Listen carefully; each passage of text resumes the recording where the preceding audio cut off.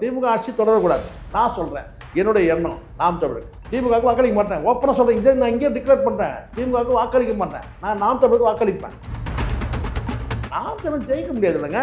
இவங்களை தூக்கணும்னா அவங்கள வச்சு தூக்கிடணும். யாரை வச்சு தூக்கணும்? அதிமுக வச்சு. எவ்வளோ நாளைக்கு தான் இப்படியே பண்ணுவீங்க நீங்கள்? சவுக்கு சங்கருக்கு உள்ள மனநிலை சராசரி மனிதன் இருக்கான் இல்லையா? இப்போ நீங்கள் இப்போ எடுத்துங்க, சவுக்கு சங்கருக்கு என்ன வந்து கொள்கை இருக்குது? சவுக்கு சங்கருக்கு என்ன நினச்சிக்கிறேன்னா, நம்ம பெரிய புரட்சியாளர் நம்மளை ஏற்றுக்கிட்டாங்க, அதனால் நம்மளை ஃபாலோ பண்ணாங்க. இப்போ நான் ஒரே ஒரு கேள்வி மட்டும் தான் நான் கேட்குறேன். தேசிய கட்சிகள் ஸ்டேட்டை ஆளக்கூடாது. அப்போ மாநில உரிமை வந்து ஈஸியாக வந்து பறிக்கப்படும். அந்த மாநிலத்தை சேர்ந்த மக்கள் வந்து சுரண்டப்படுவாங்க. அப்போ யார் ஆளணும்? திமுக அதிமுக மாறி மாறி ஆண்டாச்சு. ஒரு புதிய கொள்கை தேவை. அது இன்றைக்கி வந்து பார்த்திங்கன்னா வந்து கொள்கையாக இருக்கட்டும், சிந்தனையாக இருக்கட்டும், அது நாம் தமிழர்கிட்ட இருக்குது. அப்போ அவங்களுக்கு அடுத்த வாய்ப்பு தரணும். சவுக்கு சங்கருக்கு திமுகவை எதிர்க்கணுன்றதை தாண்டி யாரை வந்து ஆதரிக்கணும்னு நினைக்கிறேன்? சொல்ல பார்ப்போம். இப்போ திமுக ஆதரிச்சார், இதே 21. இப்போ என்ன செய்யுங்க? திமுக எதிர்க்கணும், அதிமுக ஆதரி. என்னடா குழப்பு இது? இதை தாண்டி சரி ஏதாவது ஒரு தலைவர்கிட்ட உங்களுக்கு வந்து ஒரு ஈடுபாடு இருக்கா? நம்ம திருமாவளவன் வந்து சீட்டு வந்து இப்படி ரொம்ப குறைவாக தராங்க. தேமுதிக 10 சீட்டு கொடுத்தாங்க, அவருக்கு 6 சீட்டு கொடுத்தாங்க அப்படின்னு சொல்லி கூப்பிட்டா சொன்னேன். நான் வந்து பேசுவேன். ஆனால் ஒரு கட்சி அடிப்படையில் இது தவறுன்றதை சுட்டி காட்டுறதை தவிர அவர் வந்து அண்ணன் திருமாவை பொறுத்த வரைக்கும் நான் விமர்சிக்க மாட்டேன்னு சொல்கிறேன். விமர்சிக்க மாட்டேன்னா அதுக்கு என்ன காரணம் அப்படின்னு சொல்லுவேன். விமர்சிக்க மாட்டேன்னு சொன்னால் அவரை இன்னும் இந்த நேரத்தில் நம்ம பலவீனப்படுத்துகிற மாதிரி ஆயிரும். அவர் பலவீனமாக இருக்கிறார். ஏன்னா திமுகன்ற அந்த கூட்டணின்ற அந்த போனோன்ற அந்த விஷயத்தில் வந்து ஆரம்பத்துலேருந்தே அவர் வந்து பலவீனமாக இருக்கிறார். பலவீனமாக இருக்கிற மனிதனை வந்து நான் இன்னும் வந்து பார்த்தீங்கன்னா நான் வந்து பலவீனப்படுத்த நான் விரும்பலை. நிம்மதி ப்ராப்பர்ட்டி மேனேஜ்மெண்ட், உங்கள் பழைய வீட்டை புதிய வீடாக மாற்றலாம் வாங்க. சவுக்கு சங்கர் ரொம்ப நாளாக ஆள் எங்கனே காணாமல் போயிட்டாரு. நேற்று ஒரு வீடியோ போட்டு தமிழகத்தை மீட்கணும், தமிழகத்தை காப்பாற்றணும், அதுக்காக நான் வந்து திமுகவுக்கு நீங்கள் ஓட்டு போடக்கூடாது, தொடர்ந்து அதுக்காக நான் வேலை செய்வேன் போட்டிருக்காரு. அந்த வீடியோ பயங்கரமான ஒரு வைரல் ஆகிருக்கு. எப்படி பார்க்குறீங்க? இல்லை, அது சவுக்கு சங்கர் நானே இப்போ சொல்கிறேன். ஒரு சமூக வலைதளத்தில் வைரல் ஆக்கிறது பெரிய விஷயம் கிடையாது. நேற்று வரைக்கும் சவுக்கு சங்கர் எங்கேன்னு யாராச்சும் கேட்டாங்களா? அந்த சமூக வலைதளத்தில் இருக்கிறவங்க ஒரு தனியாக ஒரு பதிவு போட்டு ஒரு 10 பேர் காட்டுங்களேன்.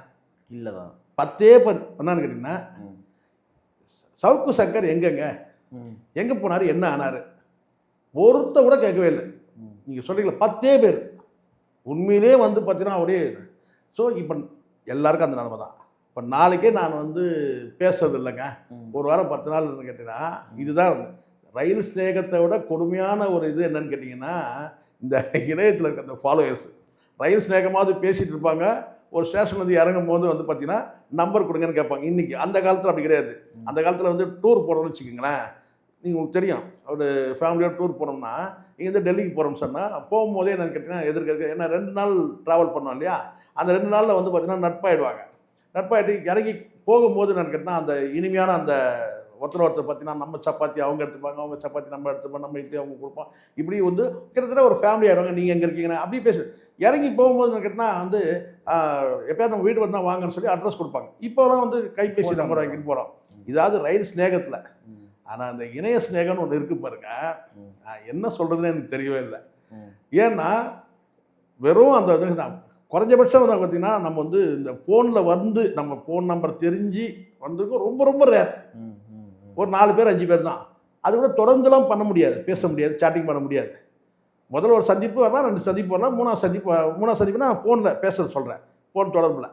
அதுக்கப்புறம் தொடர்பு வரதில்லை. எவ்வளோ பேர் அந்த மாதிரி என்கிட்ட தொடர்பு லிங்கில் வருவாங்க, பேசுவாங்க, ஏன் சாட்டிங் கூட பண்ணுவாங்க. அதுக்கப்புறம் காணாமல் போயிடுவாங்க. ஏன்னா அவங்களுக்கு வேலை இருக்குது. ஆமாம், அவங்களுக்கு வேலை இருக்குது. அவங்களுக்கு வந்து நம்மளை ஃபாலோ பண்ணுறதே இல்லை. அதே மாதிரி இணையத்தில் வந்து ஃபாலோ பண்ணுறாங்கன்னா கொஞ்ச நாள் ஃபாலோ பண்ணுவாங்க. இந்த ஃபேஸ்புக்காக இருக்கட்டும், அது வாட்ஸ்அப்பாக இருக்கட்டும், எதுவும் கேட்டால் இது எல்லாமே ரயில் ஸ்நேகத்தை விட ஒரு என்ன சொன்னால் ரொம்பவும் வந்து பார்த்தீங்கன்னா மோசம்னு சொல்ல மாட்டேன், ரொம்ப வந்து பார்த்தீங்கன்னா வந்து விட்டுருவாங்க. அதான் வந்து தொட்டும் தொடாத பட்டும் படாத ஒரு இதுதான். அதனால் இதெல்லாம் வந்து கடந்து போகக்கூடிய இது வந்து கடந்து போகக்கூடியவங்க தான் அத்தனை பேர். இந்த ஃபாலோவர்ஸ் கூட சொல்லக்கூடாது, அவங்க ஒன்லி வியூவர்ஸ். அதனால் தான் பல முறை சொல்லுவேன், ஒன்லி வியூவர்ஸ். அதை ஃபாலோவர்ஸ்னு சொல்லிட்டோம்னா அது நம்மளுக்கு மண்டியில் நம்மளே ஏற்றி இது வச்சுக்கிற மாதிரி.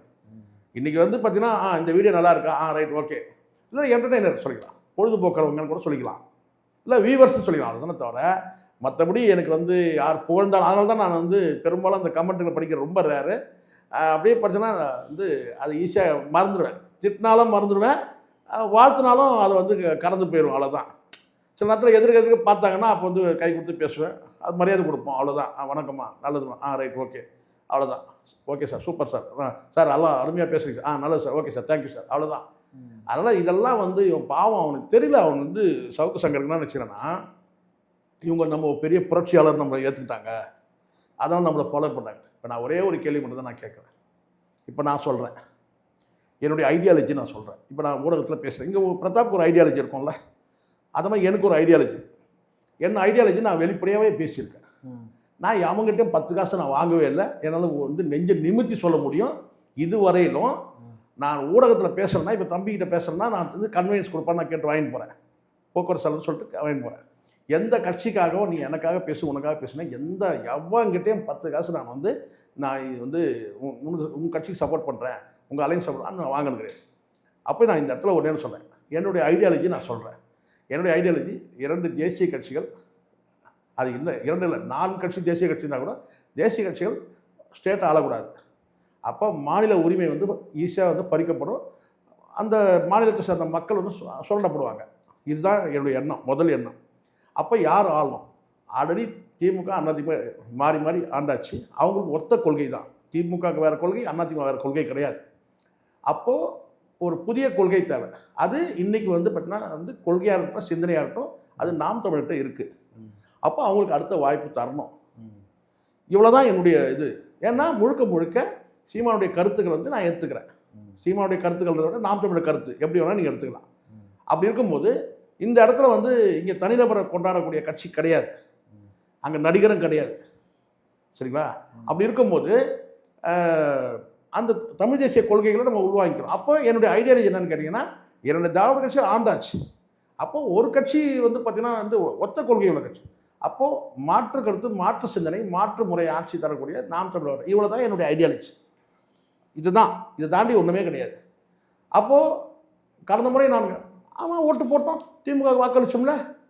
எங்கள் அப்பாவும் திமுக வாக்களித்தான், எங்கள் குடும்பம் வாக்களிச்சது, ஏன் நானும் வாக்களிச்சிருக்கிறேன். அப்போ எனக்கு வந்து நான் கேட்டேன், போதும், அடுத்து வந்து பார்த்தீங்கன்னா மாற்று சிந்தனை வந்து வருது, அதை நம்ம வரவேற்போம். மாற்று முறை அரசியல் வருது, அதை வரவேற்போம். அடிப்படையில் நம்ம வந்து பார்த்திங்கன்னா வந்து இதை சொன்னாங்க, குணத்தால் வந்து மனிதன், இனத்தால் தமிழன், தேசத்தால் இந்தியன். ஆனால் நமக்கு வந்து இங்கே என்ன, தமிழ்நாட்டில் இருந்து மாநில தன்னுரிமை பாதுகாக்கப்படணும், புரியுதா சொல்கிறது? அப்போ முதல் ஆப்ஷன் எனக்கு தான், நான் மனுஷனாக இருக்க விரும்புகிறேன், அடுத்து நான் தமிழனாக விரும்புகிறேன், அதுக்கப்புறம் தான் எனக்கு. அப்போது இது எனக்கு தெளிவாக இருக்கிற இந்த விஷயத்தில். அப்போ நான் என்னை யாரை ஏமாற்ற முடியாது.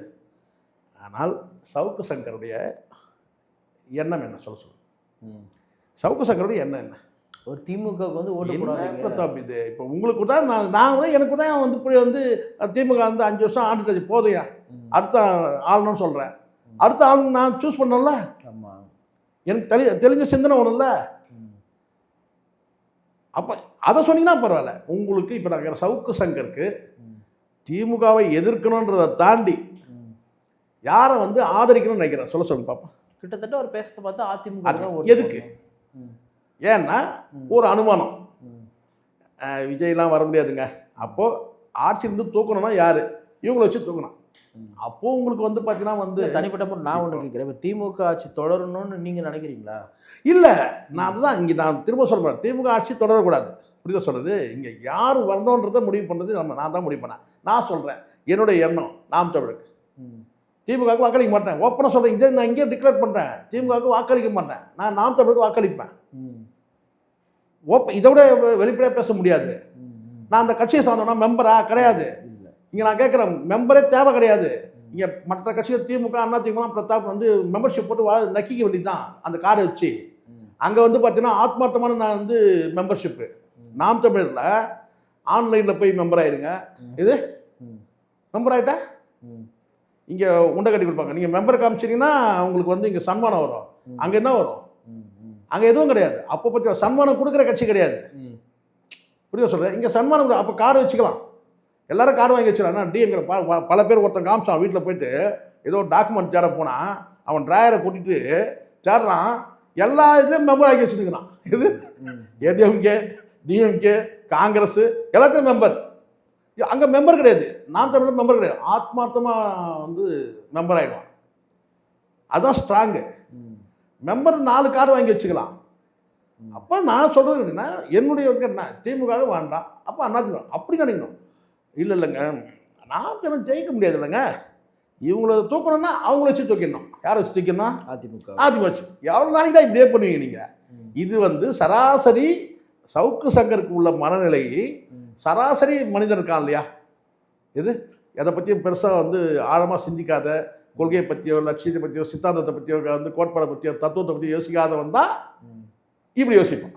இப்போ நீங்கள் இப்போ எடுத்துங்க, சவுக்கு சங்கர் என்ன கொள்கை இருக்குது? யாராவது ஏதோ ஒரு பக்கம் நின்று இருக்கியா நீ? கிடையாது.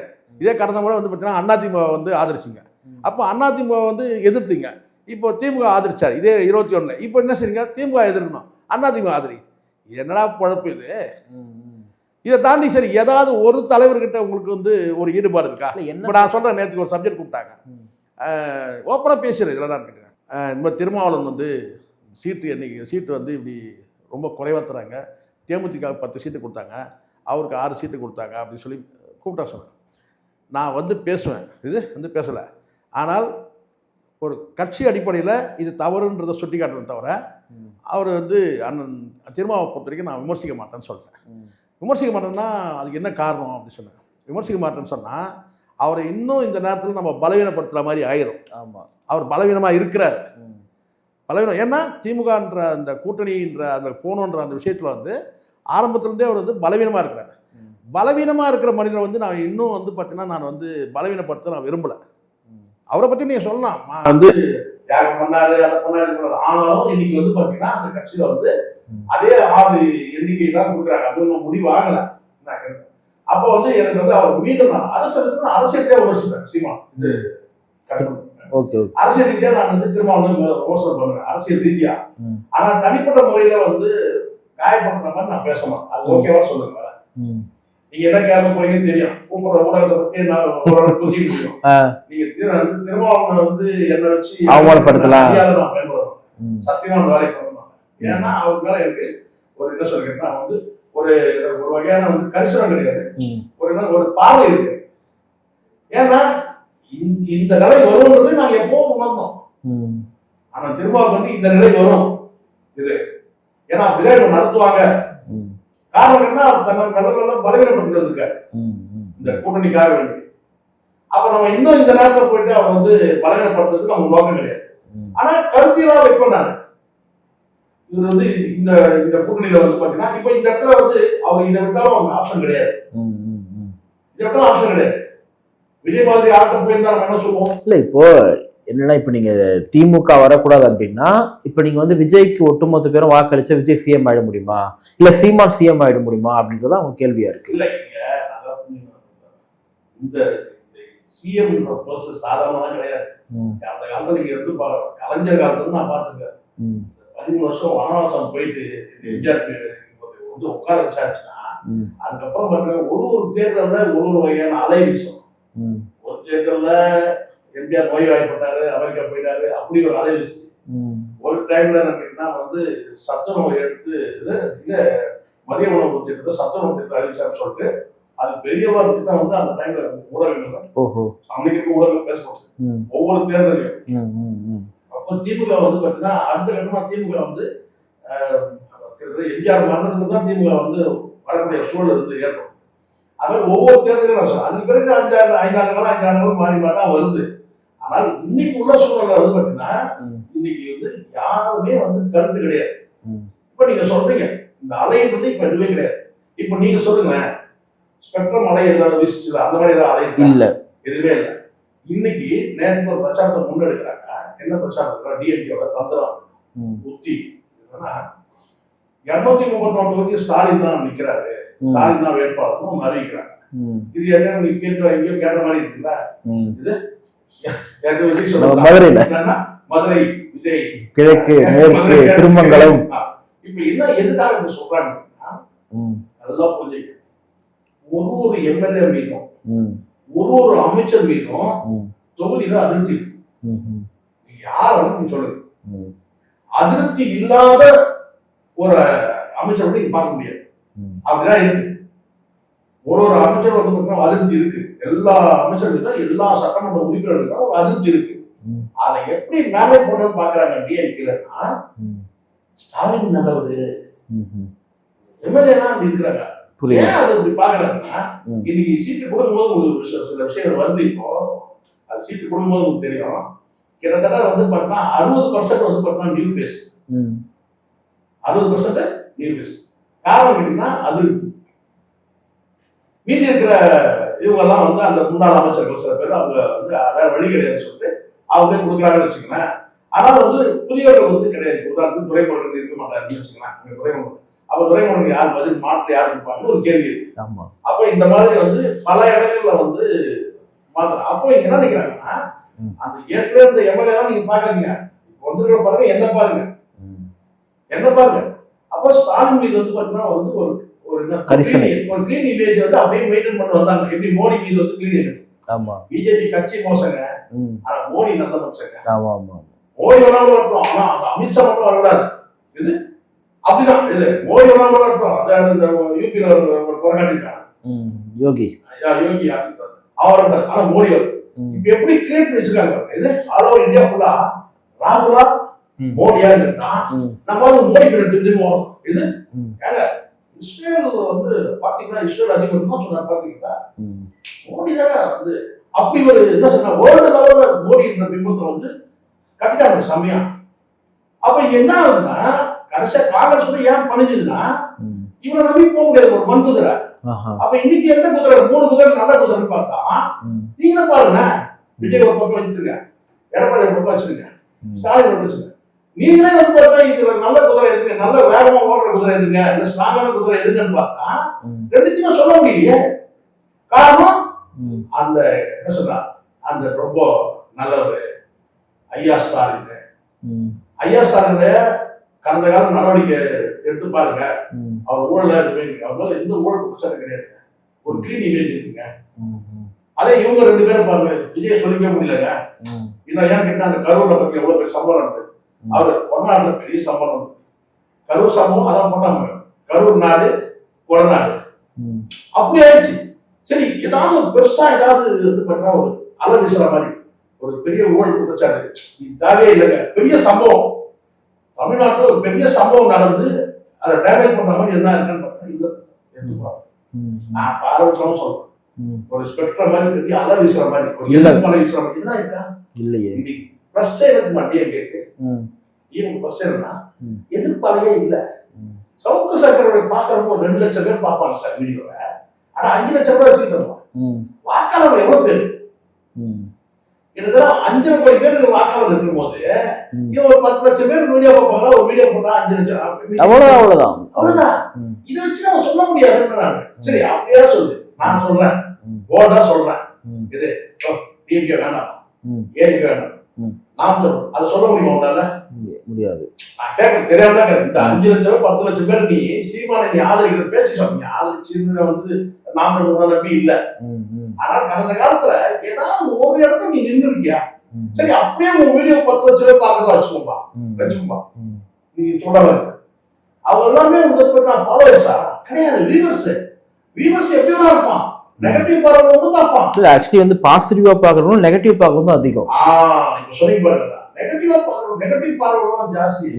அதை நீங்க வந்து 50-50 எடுத்துக்கிறாங்க. ஆமா, என் வீடியோ பார்க்கலாமா சொல்லிட்டா, எனக்கு வந்து எந்த பார்வையும் கிடையாது. வெரி பெரிய பேசுறது இது, நீ பார்த்தா பார்க்கலாம், உனக்கு அப்படி கிடையாது. டிஎம்கேவுக்கு எதிராக பார்க்கக்கூடிய அத்தனை பேரையும் உன்னுடைய பார்வையாளர் நீ கொண்டாடுற, டிஎம்கேல இருக்கிறவங்க உன் பார்வையாளர் கொண்டாடு. அப்போ 10 லட்சம் பேர் இருப்பாங்க, ஈஸியா இருப்பாங்க. கம்மியா தான் இருக்கு. ஒரு வீடியோ போட்டா 5 லட்சம் பேர் பார்க்கறாங்க.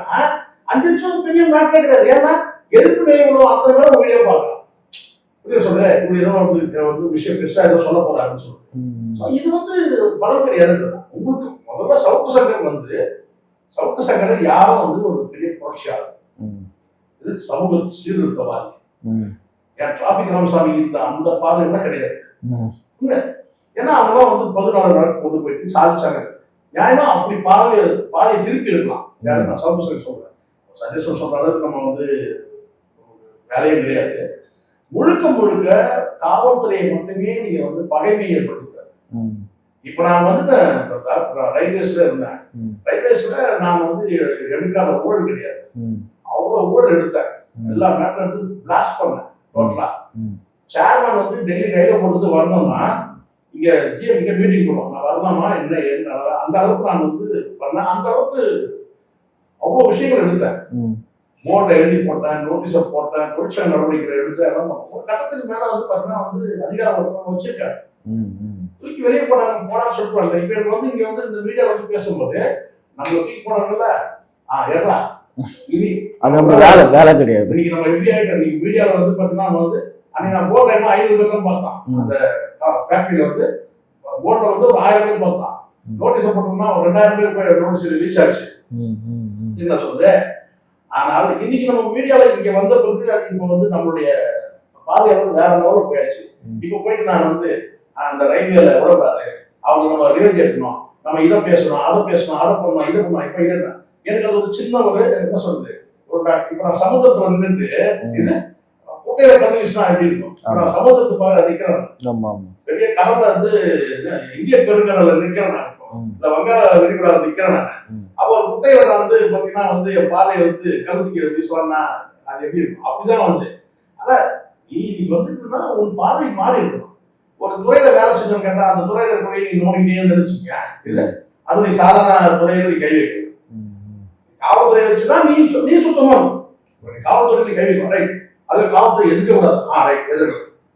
அப்ப எதுக்குன்னா நீ எவ்வளவு பெர்ஃபெக்டா இருக்கு, உன் பின்னாடி முதல்ல அழுக்கு வச்சுக்கிட்டு, உன் பின்னாடி வந்து புண்ணும் சிறந்த வச்சுக்கிட்டு நீ அடுத்த போய் நீ நோண்டிட்டே இருந்தீங்கன்னா இப்போ கிட்டத்தட்ட அப்படியே உழைப்பு நேரம் டோட்டலா எங்க போயிடுச்சு. உன்னால கூட இருக்கணும்னு உன்னால சந்தோஷமா வச்சிருக்கல, அப்படிதான் இருக்கு. எல்லாரும் அம்மா சந்தோஷம் கிடையாது, ஒருத்தருக்கு சந்தோஷமா இருக்கா, ஒரு நம்பி வந்து பசங்க வந்து பார்த்தீங்கன்னா கேஸ் அது இதுன்னு வாங்கிக்குது. இந்த பையனுக்குலாம் நான் அப்ரிஷியேட் பண்ணேன் ஒரு வீடியோல பேசும்போது. யாருக்கு? லியோ கல்யாணம் பண்ணிட்டு அழகா வந்து குழந்தை குட்டியோட வந்து பிள்ளைகளோட சந்தோஷமா வாழ்ந்து விட்டு நீ அப்படி பெரிய பெரிய புரட்சியாக பண்ணிக்கிறீங்க, ஒண்ணு கிடையாது. அரிப்பதான் சொல்லிடு திமுக மீது அரிப்புனா, இப்ப நானும் சொல்றேன் திமுகவோட வந்து பார்த்தா இருக்கணும், ஏதாவது கொடுங்க, பெரிய ஊழல் ஏதாவது கொடுங்க, நான் பேசுறேன். இல்ல காரணம் என்ன கேட்டீங்கன்னா முழுக்க ஒரு கிளீன் இமேஜ்ல வந்து ஸ்டாலின் இருக்கிறாரு. அதாவது அமைச்சர்கள்லாம் கெட்டவங்க, எம்எல்ஏக்கெல்லாம் கெட்டவங்க, ஸ்டாலின் நல்லவர். நானும் சொல்றேன் இப்போ ஒவ்வொரு தொகுதியிலும் அமைச்சர் மீது அதிருப்தி இருக்கு. ஆமா, பெரிய ஊழலே இருக்கு, மாவட்ட அளவுல அதிருப்தி இருக்கு, தொகுதியில எம்எல்ஏ மீது அதிருப்தி இருக்கு. அவங்க உடனே போக முடியாது தொகுதியில. இப்போ வேற வந்து வேற நியூஸ் பேச போறாங்க. இப்ப புரியுதா? இதுதான் வந்து இங்க. அப்போ இந்த இடத்துல சவுக்கு சங்கர் சொல்றதுதான் எதுவும் எடுக்கலாம். என்ன 2 லட்சம் 3 லட்சம் பேர் பார்ப்பாங்க, அவ்வளவுதானே தவிர இதனாலதான் வந்து சவுக்கு சங்கருடைய பேச்சை கேட்டு போய் ஓட்டு போட போறான் அப்படிதான் கிடையாது.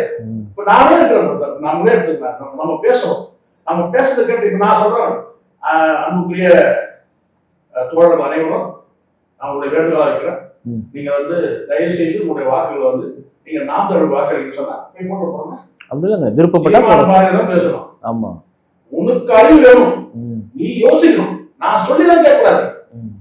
உண்மையான பகுத்தறிவுனா இன்னைக்கு நடக்கிறத எல்லாத்தையும் பாக்குறோம்ல, ஒரு பிரச்சாரத்தெல்லாம் கேட்டுதான் போய் ஓட்டு போட கிடையாது இன்னைக்கு. அதெல்லாம் ஒரு காலம். ஆமா ஆமா, அப்படியே நின்று அப்படியே இன்னைக்கு எல்லாருக்கும் எல்லாமே தெரியும். ஆமா, பல பேருடைய எண்ணங்கள் பல இதுவா தேர்தல் எதிர்ச்சுப்பா, யார் எவ்வளவு தருவாங்க, டிஎம்கே எவ்வளவு தரும், ஏடிஎம்கே எவ்வளவு தரும், இவங்க ஹார்ட் பேக் கொடுப்பாங்களா, அந்த ஹார்ட் பேக்கோட பிரியாணி சேர்த்து கொடுப்பாங்களா, இது என்ன கொடுப்பாங்க, அவங்க 2000 கொடுப்பாங்களா, யார் கேட்டு எவ்வளவு, இப்படி ஒரு கூட்டம், இப்படி ஒரு கூட்டம் இருக்கு. அப்போ வந்து சவுக்கு சங்கர் என்ன போட்டுருக்காரு பார்த்துட்டு அண்ணா சரிண்ணா போய் வாங்க வைத்தியக்காரன் அவன் நினைச்சிருக்கான், அவங்க பெரிய மாற்றம் நடக்கிறதா நடக்க போகுது, நடக்கத்தான் நடக்கும். வார்த்தையா பேசணும். இங்க உள்ளபடியே வந்து பாத்தீங்கன்னா வந்து ஒரு பிரச்சாரத்தை நீங்க கேட்கணும்னா நீங்க டிஎம்கே பிரச்சாரத்தை எடுங்க. நீங்க உதாரணம் சொல்லணும், நம்ம இங்க இருந்து ஆரம்பிப்போம், அப்பதான் கரெக்ட். ஏன்னா கேரளா வாங்கிட்டு வருவாங்க. டிஎம்கே பிரச்சாரத்தை என்ன பிரச்சாரம் பண்ணிருப்பாங்க, நாங்க நாளை இன்னும் மது கடைக்கு கூட போகிறோம் சொல்ல போறா இல்ல, சொல்ல போறது கிடையாது. என்ன இப்ப பிரச்சாரத்தை என்ன சொல்ல போறாங்க, நீங்க மேனிபெஸ்டோ நானும் பார்த்துதான் இருக்கேன், என்ன இருக்கும் போது பழைய மேனிபெஸ்டோ எடுத்து பழைய மேனிபெஸ்டோ எடுத்து அதை இப்போதைக்கு தற்காலத்துக்கு ஏற்ற மாற்றங்கள் பண்ணி தேர்தல் அறிக்கை வரலாம் போது பார்க்கலாம் போது. அப்ப அண்ணாதியம் கூட அதான் நடக்கும் போது போய் இந்த இடத்துல நல்லா புரிஞ்சுக்கணும்னா ஒரு பக்கம் மதவாத சக்தியோட அவங்க வந்து கூப்பிட்டு போறாங்க, சரிங்களா? இன்னொரு பக்கம் இங்க என்னன்னு கேட்டீங்கன்னா ஒரு தற்கொலை கூட்டம் வந்து நாட்டு ஆளுநர் நினைக்குது. அதுல இருந்து நாங்க வந்து நீயா நானா வரும்போது அப்படி வரும்போது வந்து பார்த்தீங்கன்னா தற்கொலை கூட்டங்கள் வந்து இப்போ மதவாத கூட்டம் வந்து நம்ம தப்பிச்சு இது சொல்றாங்கன்னா அங்கிருந்து தப்பிச்சு வந்து இங்க மூணதா இது ஒருத்தர் வந்து நம்ம சின்ன வயசுல ஒரு சம்பவம் நடந்துச்சு. மழை பெய்ஞ்சி ஈரமா இருக்கு. வயல்ல நடந்து வரும்போது அவர் என்ன செஞ்சாருன்னா கால்வாயில் தாண்டணும்ல, தண்ணி கேட்கறது ஒரு வந்து ஏன்னா வந்து கால்வாயில் இறங்கி நடக்கலாம். ஆனா கால்வாய் ஜம்ப் பண்ணி தான் வந்தார். கால்வாய் ஜம்ப் பண்ணும்போது ஒரு காவல் வந்து அந்த காவல் அது சின்ன வயசு இருக்குன்னு தெரியல. வயல்ல போகும்போது கால்வாய் ஜம்ப் பண்ணி பக்கத்துல கலப்பா இருந்துச்சுல்ல, அங்க எவ்வளவு மரத்தை போயிடுச்சு. இவங்க கால்வாய் வந்து எகிறதுக்காக தான் செஞ்சாருன்னா அந்த பக்கம் எகிரி அப்படி வேலை செஞ்சு காலேஜ் போது பார்த்தீங்கன்னா மரத்தை வச்சுட்டாரு. சுத்தமான தண்ணி அதுல இறங்கி கூட நடந்துருக்கான்.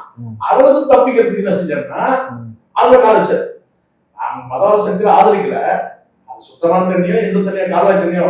ஆனா அங்கிருந்து ஜம்ப் பண்ணி எங்க போன்னு கேட்டா இப்போ வந்து ஏடிஎம்கே வேண்டாம், டிஎம்கே வேண்டாம். அடுத்தது யாரு கேட்டா வந்துட்டாங்க, ஒருத்தர் யாரு விஜய் வந்துட்டாங்க அப்படின்னு ஓட்டு போட முடியுமா? அதை மரத்தை மிதிக்கிறது சமம் விஜய்க்கு ஓட்டு போறது. நான் சொன்ன பாருங்க அப்படிதான். அது நம்ம காவா தண்ணியே பரவாயில்ல, காவா தண்ணியா இருந்தாலும் பரவாயில்ல, அது மினிஸ்டரே போயிடலாம். அப்போ இது எதுவுமே வேணாம்னா ஒரு சுத்தமான ஒரு கட்சி ஒண்ணு வருது.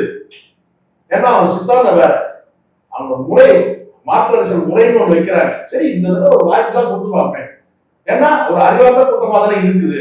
எந்த கூட்டம் கண்டிப்பா அறிவார்ந்த கூட்டமா இருக்கு. ஒண்ணு சின்ன பிள்ளைகள் வந்து எல்லாரையும் நான் பார்க்கறேன், மேடையில பேசுறாங்க.